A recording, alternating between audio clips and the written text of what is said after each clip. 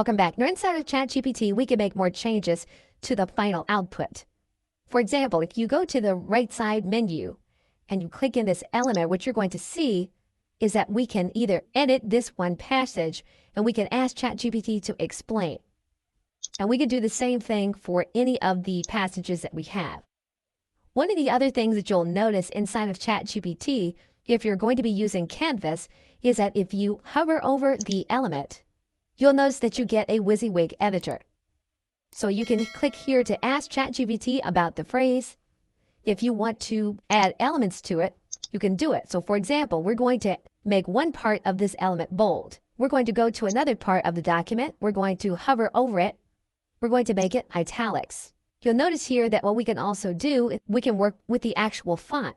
So for example, if we go to this element, we're going to click on here, and we're going to change the size of the font. And you'll see that here. And when we paste the document, we can get relatively close to the actual output inside of ChatGPT. Okay, so thanks, and I will see you in another video.